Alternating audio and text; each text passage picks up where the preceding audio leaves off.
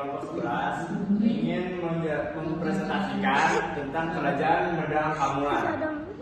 Sebelum itu, perkenalkan nama saya Ahmad Sadam Arfa. Nama saya Rizky Darullah. Slide pertama akan dibacakan oleh Nurul. Pengertian: Kerajaan Medang Kamulan adalah salah satu kerajaan yang pernah berdiri di Pulau Jawa, khususnya di wilayah Jawa Timur. Kerajaan ini merupakan kelanjutan dari Kerajaan Mataram kuno atau Mataram Ju yang sebelumnya berada di Jawa Tengah. Kerajaan Medang Kamulan didirikan oleh Mpu Sinduk, seorang pejabat istana yang memiliki jabatan tinggi di Mataram. Kerajaan ini berlangsung dari abad ke-10 hingga abad ke-11 dan mengalami masa kejayaan di bawah pemerintahan Raja Dharma Wangsa, Teguh, dan Raja Airlangga. Kerajaan ini juga meninggalkan beberapa peninggalan berupa prasasti dan candi menjadi satu sejarah kebudayaan Jawa kuno. Slide kedua akan saya bacakan. Sejarah Medang Kamulan. Sejarah kerajaan Medang Kamulan dimulai dari runtuhnya kerajaan Mataram kuno akibat serangan Sriwijaya pada tahun 928 Masehi. Raja terakhir Mataram kuno, Diawawa tewas dalam pertempuran melawan Sriwijaya. Mpu Sinduk yang merupakan menantu Diawawa dan juga pejabat istana yang berpengaruh berhasil menyelamatkan diri dan membawa sebagian rakyat Mataram ke Jawa Timur. Di sana, ia mendirikan kerajaan baru dengan nama Medang Kamulan, yang berarti tempat asal atau tempat mulia. Mpu Sinduk memilih daerah Jombang sebagai pusat kerajaannya karena di sana terdapat sungai berantas yang subur dan strategis. Saya ketiga bagaimana menurut? Sejarah Medang Kamulan. Mpu Sinduk memerintah dari tahun 929 hingga 947 Masehi. Ia berhasil mempertahankan kerajaannya dari ancaman Sriwijaya dan juga menjalin hubungan baik dengan kerajaan-kerajaan lain di Nusantara. Ia juga mengembangkan agama Buddha dan Hindu di wilayahnya serta membangun beberapa candi sebagai tempat ibadah dan pemujaan. Salah satu candi yang dibangun oleh Mpu Sinduk adalah Candi Kalasan yang didedikasikan untuk Dewi Tara, seorang Dewi Buddha. Slide selanjutnya akan dilanjutkan oleh Sadam. Setelah Mpu Sinduk wafat, ia digantikan oleh putrinya yaitu Sri Isyana Tunggawijaya yang memerintah dari tahun 947 hingga 985 Masehi. Sri Isyana Tunggawijaya adalah raja wanita pertama di Jawa dan juga raja yang paling lama memerintah di Medang Kamulan. Ia melanjutkan kebijakan ayahnya dalam bidang politik, agama, dan budaya. Ia juga memindahkan pusat kerajaan dari Jombang ke Tamulang yang sekarang menjadi bagian dari Kabupaten Nganjuk. Di bawah pemerintahannya, kerajaan Medang Kamulan mencapai masa stabilitas dan kemakmuran. Dan selanjutnya akan dibacakan oleh Nur. Sri Isyana Tunggawijaya kemudian digantikan oleh putranya Sri Makutawang Sawardana yang memerintah dari tahun 985 hingga 1006 Masehi. Sri Makutawang Sawardana adalah raja yang cakap dalam bidang militer dan diplomasi. Ia berhasil mengalahkan kerajaan Gurawari yang memberontak dan juga menjaga hubungan baik dengan Sriwijaya dan Cina. Ia juga memindahkan pusat kerajaan dari Taulang ke Watugalu yang sekarang menjadi bagian dari Kabupaten Jombang. Selanjutnya akan dilanjutkan oleh Sadam. Sri Makutawang Sawardana wafat tanpa meninggalkan putra mahkota sehingga terjadi perebutan kekuasaan antara saudara-saudaranya. Akhirnya, salah satu saudaranya yang bernama Dharma Wangsa Teguh berhasil merebut takhta dan menjadi raja pada tahun 1006 hingga 1016 Masehi. Dharma Wangsa Teguh adalah raja yang ambisius dan ekspansionis. Ia berusaha memperluas wilayah kerajaannya dengan menyerang kerajaan-kerajaan tetangga seperti Bali, Lombok, dan Jawa Barat. Ia juga berencana menikahkan putrinya Dharmawulan dengan Airlangga, putra Raja Bali, untuk membentuk aliansi. Selanjutnya akan dibacakan oleh Nurul. Namun perencanaan Dharma Wangsa Teguh gagal karena Sriwijaya.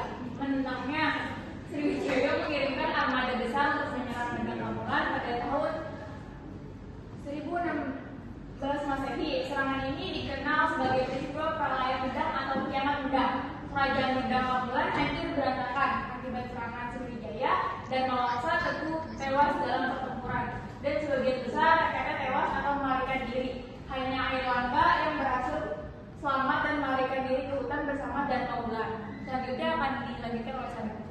Airlangga kemudian membangun kembali kerajaannya dengan nama Kahuripan yang berpusat di daerah Pasuruan. Ia memerintah dari tahun 1019 hingga 1042 Masehi. Ia adalah raja yang bijaksana dan berwibawa. Ia berhasil menyatukan kembali wilayah Jawa Timur yang terpecah belah akibat serangan Sriwijaya. Ia juga mengembangkan agama Hindu dan Buddha di wilayahnya, serta membangun beberapa candi yang megah seperti Candi Belahan dan Candi Jawi.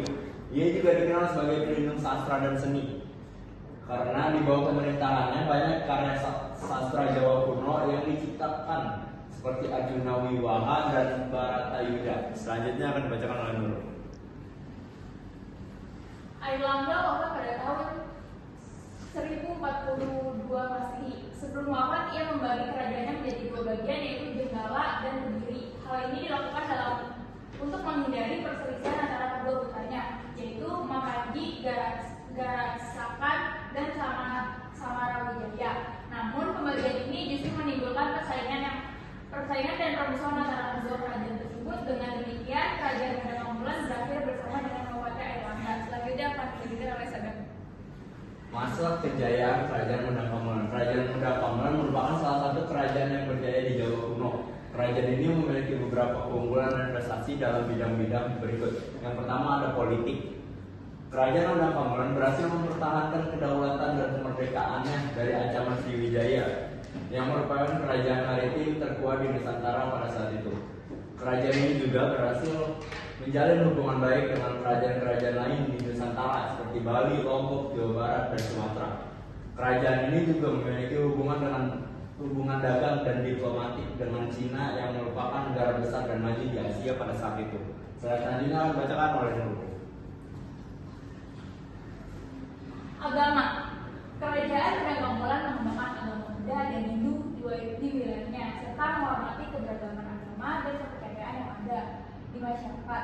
Kerajaan ini juga mendukung perkembangan ajaran-ajaran baru dalam agama Buddha dan Hindu, seperti Tatrayana, Mahayana, Vajrayana, Saiva, Siddhartha, dan Vaishnava. Kerajaan ini juga mengirimkan utusan-utusan ke India untuk belajar tentang agama Buddha dan Hindu dari para guru-guru biksu. Budaya kerajaan Medang Pamulan menghasilkan banyak karya budaya yang menunjukkan tingkat kecerdasan dan kreativitas yang tinggi. Kerajaan ini menghasilkan banyak prasasti yang berisi informasi penting tentang sejarah, politik, agama, budaya, dan hukum kerajaan tersebut. Kerajaan ini juga membangun banyak candi yang memiliki arsitektur yang indah dan ukiran yang halus. Kerajaan ini juga menghasilkan banyak karya sastra yang menjadi khasanah budaya Jawa kuno. Selanjutnya akan dilanjutkan oleh Sadam.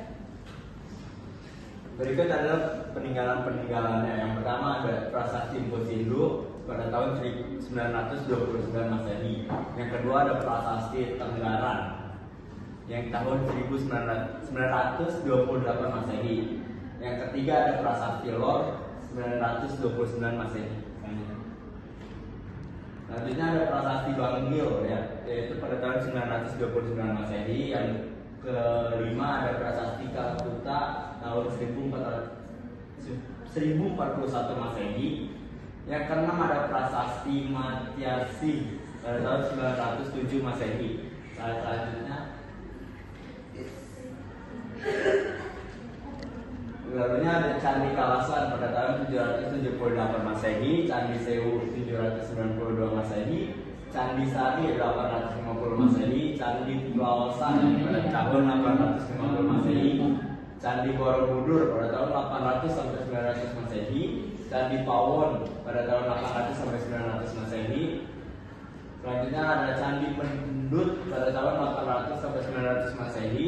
Candi Dieng 800-900 Masehi. Candi Belahan 1030 Masehi. Candi Jawi 1030 Masehi. Candi Surawana 1042 Masehi. Arjuna Wiwaha pada tahun 1030 Masehi. Lalu ada Baratayuda tahun 1030 Masehi, Smaradana pada tahun 1030 Masehi, Gatot Kaca Seraya pada tahun 1030 Masehi, Sulasoma pada tahun 1030 Masehi, Kunjarakarna pada tahun 1030 Masehi, Nagaragama pada tahun 1308 Masehi. Dan berikut adalah sumbernya. Sumbernya itu dari anur.ac.id. Berikut presentasi kami. Apabila ada kekurangan mohon dimaafkan, apabila kelebihan terima kasih. Sekian dari kami. Wassalamualaikum warahmatullahi wabarakatuh.